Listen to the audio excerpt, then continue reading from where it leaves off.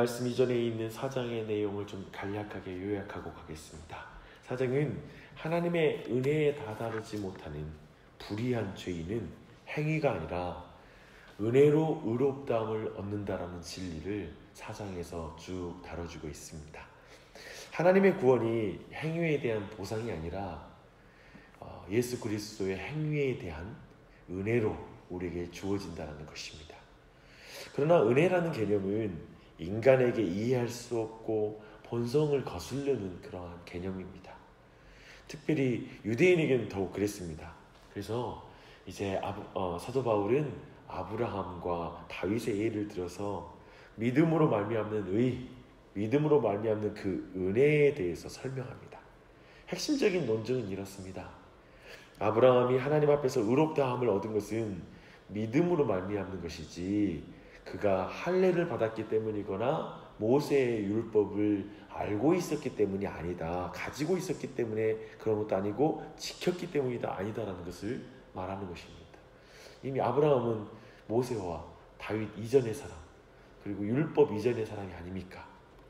구원은 은혜에 대한 보상이 은혜이지 보상이 아니다라는 것을 계속해서 아브라함을 통해서 말씀하십니다. 이 은혜를 다윗도 잘 알고 있었습니다. 밧세바를 범하고 다윗은 오직 주님의 자비를 구하게 되죠. 그는 그래서 값없는 죄 용서가 얼마나 큰 은혜인지를 아는 자이기도 했습니다. 아브라함이 의롭다 여기심을 받은 것은 할례를 받기 이전이고 14년 전이고 또 율법이 주어지기 전의 일이기도 하고, 그리고 이제 다윗을 통하여서도 이렇게 은혜로 말미암는 그 믿음으로 말미암는 은혜를 통한 하나님의 용서를 배우는 것입니다.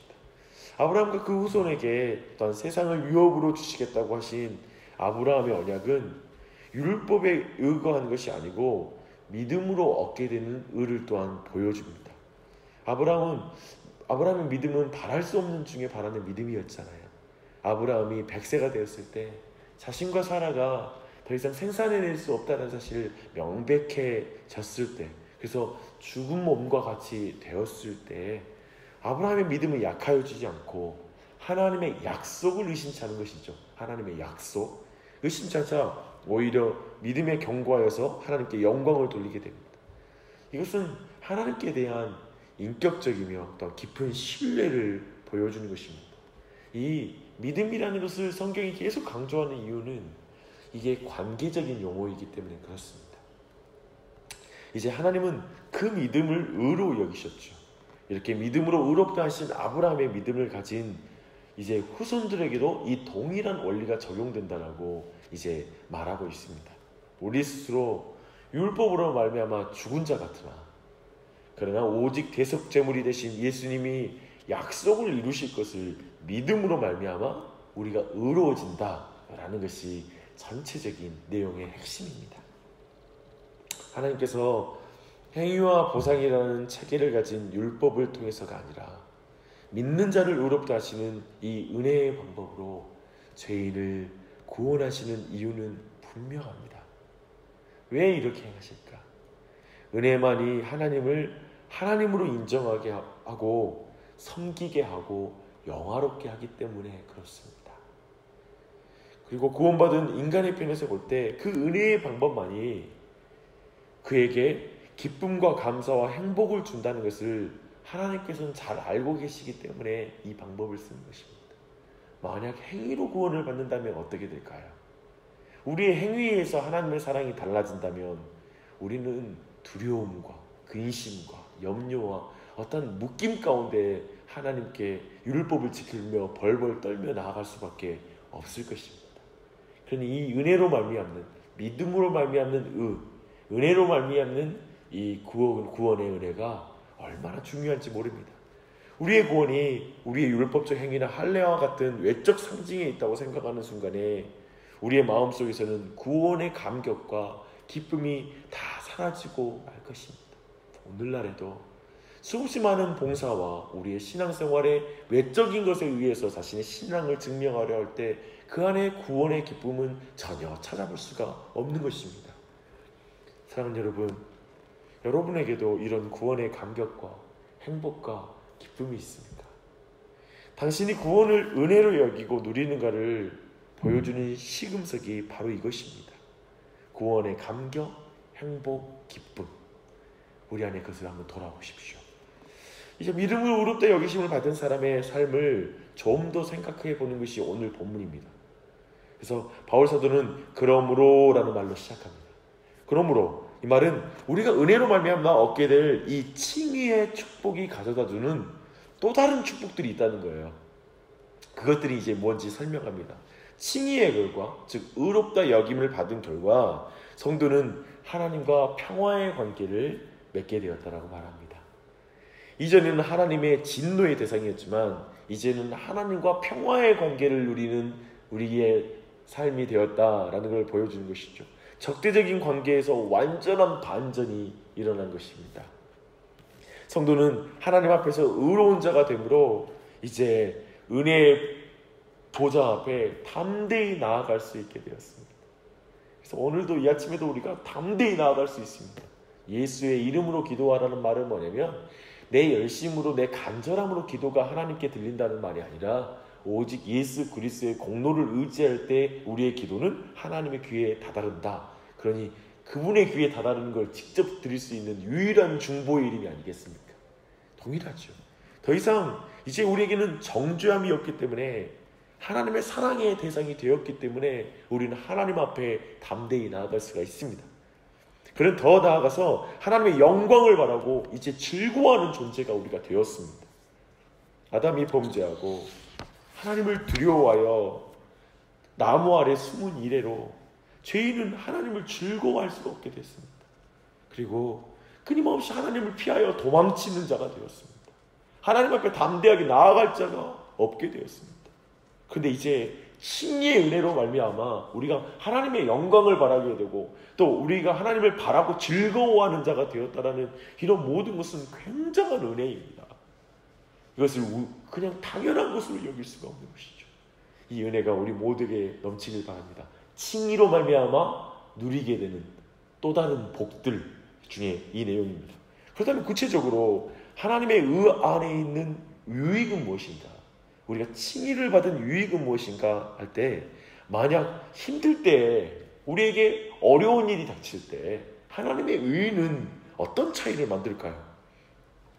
이런 영적인 즐거움은 결코 환경의 장애를 받지 않는 그런 종류의 유익입니다. 인생에서 환난이 많지만 그 환난 중에도 즐거워할 수 있다고 말합니다. 왜냐하면 환난은 인내를, 인내는 연단을, 연단은 소망을 이룬다는 사실을 알기 때문에 그렇습니다. 성도에게는 모든 것이 합력하여 선을 이루게 되어 있다는 걸 알고 있습니다. 근데 그것이 우리에게 힘을 주죠. 이 끊어지지 않는 소망은 성도 안에 계신 성령님으로 말미암는 것입니다. 지금 분명히 말하고 있어요. 성령님은 성도의 마음속에서 하나님의 사랑을 부어줌으로써 그 사랑을 놀랍게 확증하는 분이신 것입니다. 여기에서 사도 바울이 하나님의 사랑이 부어졌다라고 표현하는 이 부분은 굉장히 중요합니다. 이 부어진 하나님의 사랑에 대한 확증은 성도를 큰 환난 중에 낙심하지 않게 합니다. 인생에 신자들에게도 어려운 일이 닥치죠. 고난이 닥치죠. 그때가 되면 많은 사람들이 이렇게 말하죠. 이게 나의 선택의 실패인가? 그리고 내 안에 행위의 부족으로 생겨나는 것인가? 내 죄 때문에 이런 일이 닥치는가? 하면서 결국에는 하나님의 사랑을 의심하게 됩니다. 그러면서 그 환난 속에서 낙심하게 되고 그리고 하나님께 불평할 때도 있습니다. 그러나 그 모든 환난 속에 하나님의 의 안에 있는 존재인 거예요. 내가 칭의를 받은 존재이다. 하나님의 의로 말미암는 존재인다라는 사실을 기억할 때 성령께서 우리 안에 역사하심으로 말미암아 끊임없이 하나님이 너를 사랑하고 있어. 이 환난과 위기는 너의 행위의 부족으로 말미암은 것도 아니고 너의 행위가 부족하고 연약하여 하나님의 의에 미치지 못해서 당하는 일이 아니라 너는 이미 하나님이 예수 그리스도로 말미암아 의롭게 된 자이다. 너는 사랑을 받은 자이다. 라고 성령께서 확증하심으로 말미암아 환난과 위기와 인생의 모든 고난 앞에서도 우리가 거기서 하나님의 사랑 가운데 거할 수 있다라고 그 유익을 지금 사도 바울은 구체적으로 말해주고 있습니다. 하나님의 그 사랑은 어떻게 나타났습니까? 6절에서 보니 우리가 아직 연약할 때 나타났다. 그리고 8절을 보니 우리가 아직 죄인 되었을 때 그 하나님의 사랑이 나타났다. 하나님의 의로 말미암아 이렇게 사랑의 유익이 나타나는 것이죠. 그리고 우리가 원수 되었을 때 10절에 보면 나타났다라고 말합니다. 경건치 않은 우리를 위하여 그리스도 예수를 십자가에 죽게 하심으로써 나타난 그 하나님의 사랑입니다. 그 사랑이 성도를 예수 그리스도로 말미암아 끊임없이 하나님 안에서 즐거워하게 하는 것입니다. 삶 속에서 어떤 고난이 닥칠때도, 때로는 의심과 동요를 일으켜도 하나님이 당신을 사랑한다라는 그 사실만은 이렇게 객관적인 것입니다. 분명한 것입니다. 그 사실을 의심하지 마십시오. 우리가 오늘 본문에서 이제 쭉 볼 때 놓치지 말아야 할 한 가지는 우리의 구원이 성삼위 하나님의 사역이라는 사실입니다. 성부 하나님께서 성자 하나님을 우리를 위해 죽게 하심으로써 그 사랑을 확증하셨습니다. 성자 하나님께서는 경건치 않은 우리를 위하여 피 흘리시고 죽으심으로 구원을 이루어 주십니다. 그리고 성령 하나님께서는 우리가 환난 중에도 하나님의 사랑에 부음받음을 알고 깨닫고 느끼게 함으로써 즐거워하게 만들어 주십니다. 얼마나 이 삼위일체 하나님의 사역이 귀합니까? 성삼위 하나님의 구원 사역으로 말미암아 우리에게 거저 주어진 구원의 은혜를 더욱더 깨닫는 은혜가 넘치시기를 축원합니다. 우리의 마음속에 그래서 그 칭의로 말미암아 내가 정말 삼위일체 하나님의 사역으로 말미암아 의로워진 자다. 내 행위로 말미암아 의로워진 자가 아니라 정말 삼위일체 하나님의 행하심으로 말미암아 의로워진 자로서 내 마음속에 더욱 큰 기쁨과 감사가 넘치는 그 은혜가 있기를 기도합니다. 그리고 그것을 간구하십시오. 성령님께서 우리 마음속에서 하나님의 사랑이 부음받음을 풍성하게 깨닫게 하여 주시옵소서라고 기도하십시오. 그래서 환난 중에도 하나님의 영광을 바라고 즐거워하다가 주님 앞에 서는 날 주님께 담대히 나아가도록 은혜 베풀어 주시옵소서라고 기도하는 아침이 되시기를 바랍니다. 이 기도를 자녀를 위해서 기도할 때 기도하십시오. 그리고 이 기도를 온 가족을 위해 그리고 교회를 위해 기도할 때 이 동일한 기도를 드리십시오. 얼마나 놀랍겠어요. 저는 정말 교회 안에 끊임없이 이 삼위일체 하나님의 구원의 은혜로 정말 의롭게 하신 그 은혜로 말미암아 그 은혜를 막 찬양하면 제일 행복합니다. 그것이 얼마나 행복하고 성령께서 막 마음에 역사하여 특별히 교회 안에 환난 가운데 있는 자들 안에 하나님의 사랑을 확증시켜달라고 주님의 은혜를 느끼게 해달라는 기도를 또한 특별히 환난당한 자를 위하여 함께 또한 기도해야 할 것입니다. 그런 가운데 우리 기도를 사용하실 줄 믿습니다. 아멘. 그리고 우리의 기도를 주님 기뻐하실 거예요. 정말 이 말씀을 구하는, 이 은혜를 구하는 그 기도를 주님은 즐거워하십니다. 기도하시겠습니다. 하나님 아버지, 시간 말씀을 통하여 주님 로마서 5장을 통하여 우리에게 말씀하여 주신 하나님의 이름을 찬양합니다. 하나님, 무엇보다도 하나님 아버지께서 그 아들의 죽으심 안에서 하나님이 우리를 향한 하나님의 사랑을 확증하셨고 성령님으로 말미암아 저에게 부어주신 그 사랑을 저희가 늘 알게 하시고 감격하게 하여 주시옵소서. 이 한 주도 구원의 은혜를 잃지 말게 하여 주시고 구원의 감격을 제가 정말 잃지 않도록 은혜를 베풀어 주시옵소서.